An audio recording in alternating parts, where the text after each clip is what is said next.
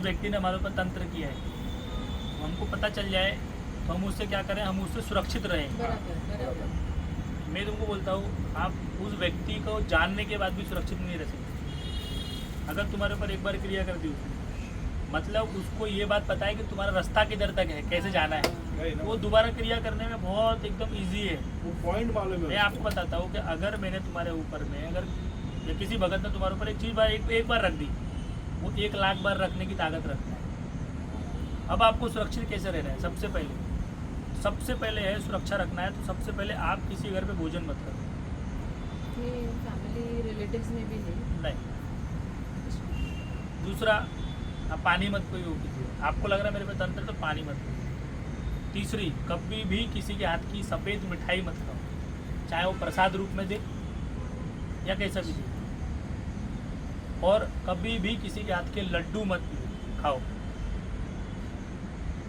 और एक चीज़, कभी भी किसी दोस्त के संग बैठ के दारू मत पियो। पहली सुरक्षा तंत्र की आपकी ये हो गई कि आपके साथ में जो भी व्यक्ति तंत्र क्रिया करेगा या जो भी व्यक्ति आपके ऊपर देवी देवता बिठाएगा, सबसे पहले वो जानता होगा आपका घर कहाँ है। तो घर के दरवाजे पर कुछ ना कुछ डाल के जाएगा या घर के दरवाजे में गाड़ देगा, या आपका गांव जानता होगा, गांव में नहीं रहते हो तो घर में गाड़ देगा पहला।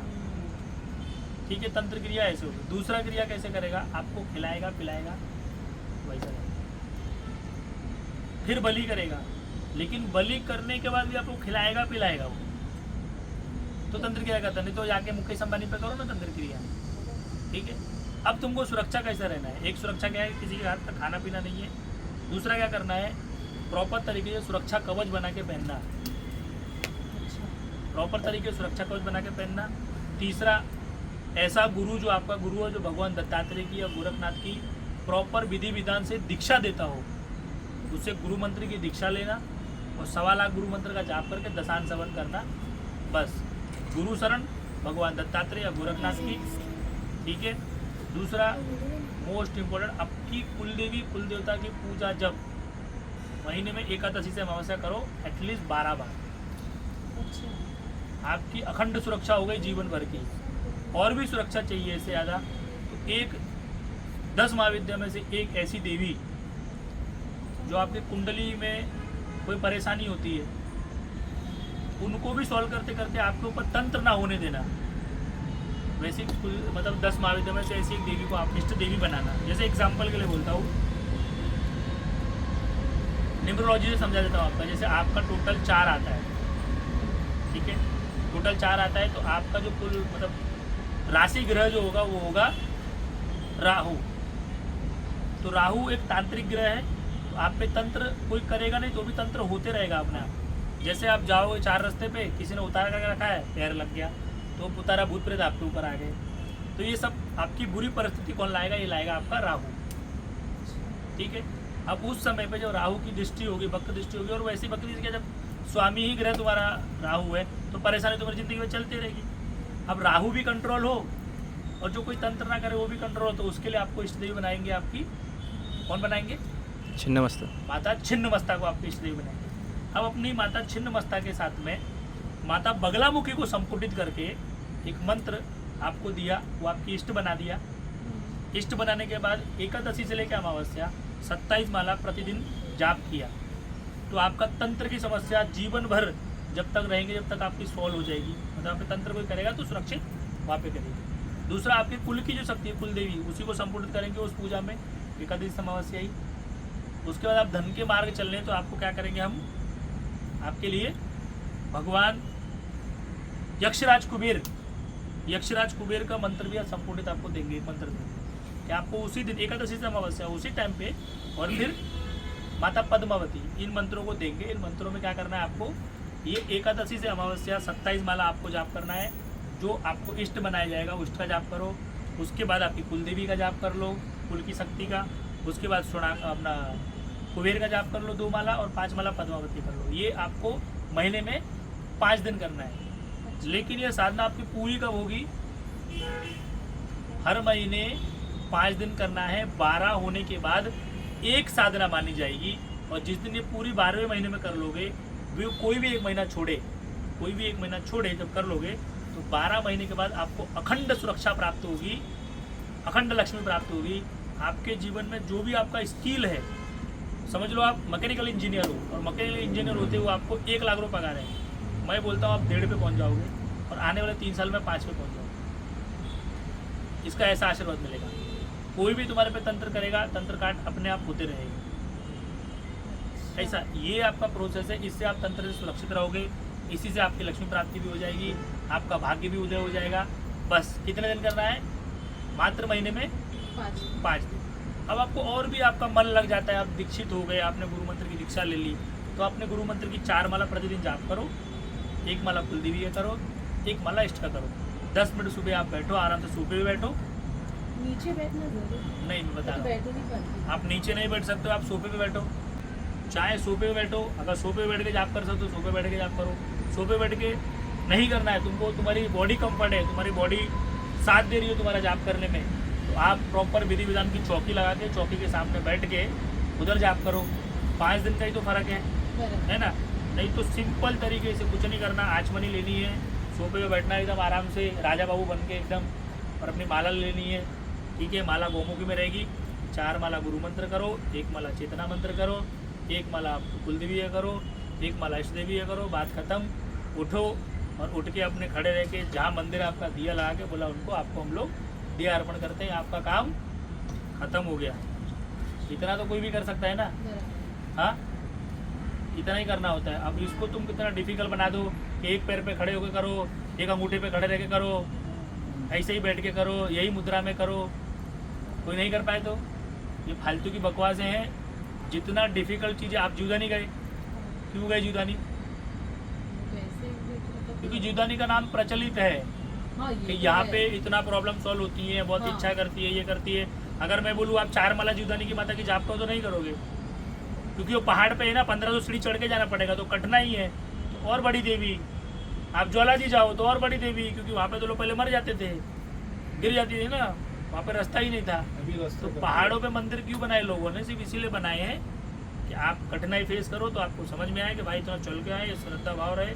इसीलिए आप अगर अपने अंदर आत्मचेतन ज्ञान गुरु का अरे गुरु के लिए वचन, आप गंगा को, जो जल आपके घर में है उसी को आप गंगा समझो तो गंगा है, अब पानी समझो पानी है। ऐसा क्या नहीं है भारत में कि गंगा को जो माँ मानते हैं, उस माँ के अंदर लोग मूतते नहीं है, कि हगते नहीं है, कि उसके अंदर चमड़े का पानी नहीं छोड़ते। आज 90% गंगा गंदी कर दी। यमुना को भी लोग माँ मानते हैं, यमुना है ही नहीं, गटर है वो तो बिल्कुल, लेकिन नाला बना हाँ, दिया उसका। नाला बना दिया। लेकिन आप क्या मानते हो? माँ मानते हो। आपकी आस्था यहाँ पर है ना, तो वो पाखंड करने की जरूरत नहीं है कि वहाँ पे जाओ फूल हार उसमें जाके सड़ा दो। हाँ, कौन सा ऐसा ऋषि मुनि ने बोला है कि जाके सिर्फ गंगा में वो जो तुम फूल हार पूजा पाठ करते हो, जाके समंदर में फेंक दो, पानी में, गंगा में फेंक दो, पानी में, यमुना में फेंक दो। यही फेंक के लोगों की आस्था की वजह से आज क्या गंदी कर दी नदियाँ, नहाने की भी उनको मन नहीं करता, इतना गंदा कर दिया। अरे तुमको गंगा में नहाने का क्यों बोला गया है?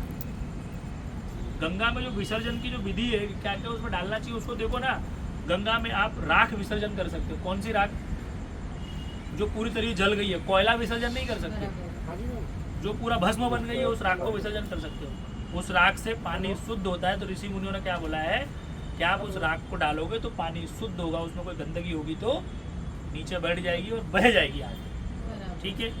दूसरा, तांबे के पत्थर डाले हुए, तांबे के जो पहले सिक्के होते थे तो उनको डालने का बोला गया है, तो उसके पानी से डिटॉक्स होता है पानी और एनर्जाइज होता है। फिर चांदी डालने के लिए बोला है, सोना डालने के लिए बोला है। किसी को बोलो इतनी आस्था 2 किलो चांदी कर दे, डाल दे, 2 किलो सोना डाल दे उधर। नहीं, तुम जो बचे हुए हार फूल ये जो गंदगी है वो, और ऋषि बहुत बड़े बड़े महंत मूर्ख जो मैंने भारत में देखे हैं, वो भी ऐसा गंगा में लेंगे, दोना उठाएंगे, उसमें 20-50 फूल रखेंगे, दिया रखेंगे और पैसा बहा देंगे। अरे छोटा सा यज्ञ कर लेना बाजू में, उस राख को बहा देना। समझ में आया? आप मेरे से जब कोई भी क्वेश्चन करोगे, आप कभी भी कोई भी चीज़ समझोगे, तथ्य को समझना, ये कोई पाखंड वाली बात नहीं समझना। ठीक है। तो मैं जो भी बातें करूँगा एकदम प्रैक्टिकल बातें समझना, कोई अनप्रैक्टिकल बातें नहीं होती मेरी। ठीक है।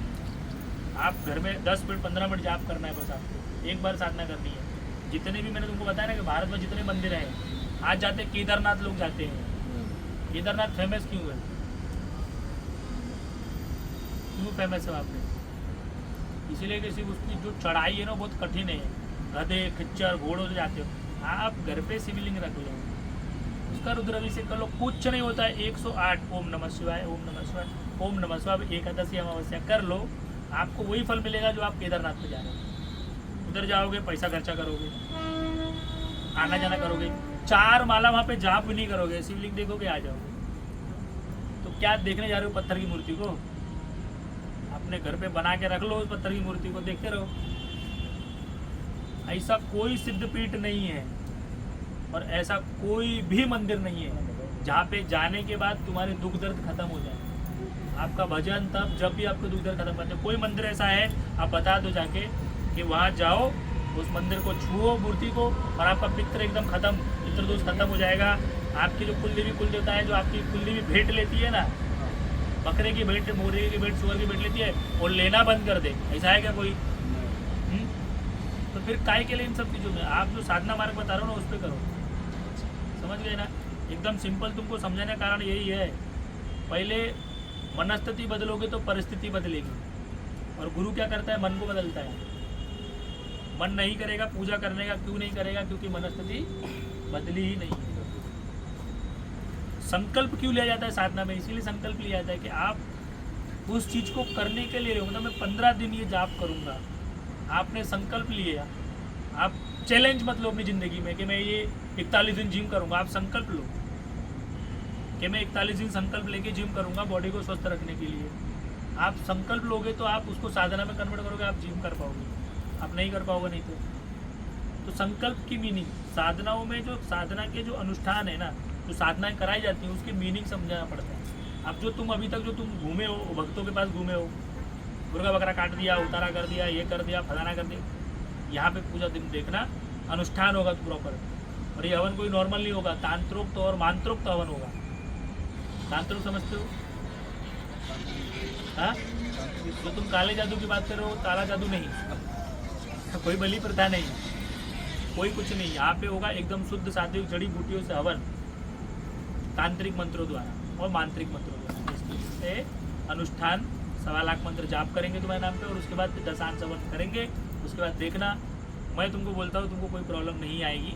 इस बीच में आएगी तो उसको भी हम लोग देख लेंगे।